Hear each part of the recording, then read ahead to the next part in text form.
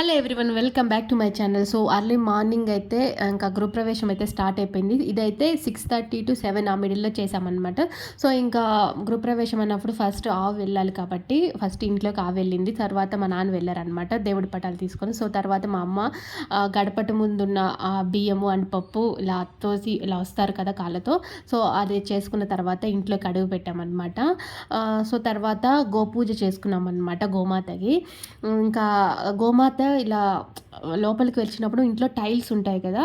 So tiles కానీ granite కానీ ఉన్నప్పుడు అవి కొంచెం త్వరగా స్కిడ్ అయిపోతాయి. సో అందుకనేసి దానికి స్కిడ్ ఎక్కి కింద పడిపోకుండా ఆవుని ఇలా సంచి పట్ల వేశారనమాట వచ్చే దారిలో.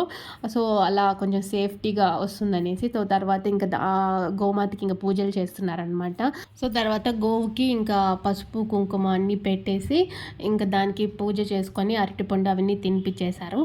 సో తర్వాత ఇంకా గోపూజ అయిపోయిన తర్వాత మళ్ళీ మా అమ్మ నాన్న చేతుల మీద కొన్ని పూజలు చేసి హోమాలు చేపించారనమాట.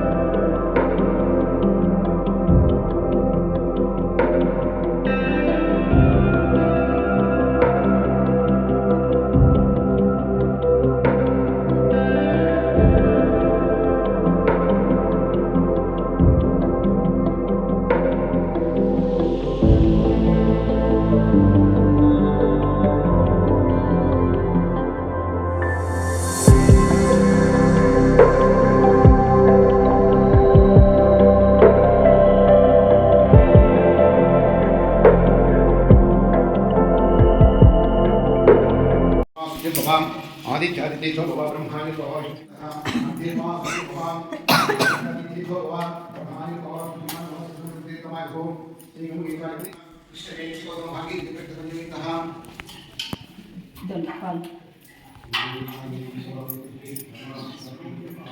సో ఇప్పుడైతే పాలు పొంగిస్తున్నాం అనమాట. సో పాలు పొంగిచ్చేది ఇంటి ఆడపడుచు దగ్గర పొంగించాలి అని చెప్పారు. సో ఇంకా మా అత్త దగ్గర పొంగిస్తున్నాం అనమాట, మా పెద్ద అత్త దగ్గర. ఇంకా ఈ పాలు పొంగిచ్చేసిన తర్వాత పాలు పొంగిస్తాం కదా, ఆ పాలతోనే కొంచెం ప్రసాదం చేసామన్నమాట. అంటే బెల్లం వేసి మనం పెసరపప్పు వేసి చేస్తాం కదా, అది కొంచెం చేసాము. కొన్ని కాఫీ పెట్టేసామన్నమాట.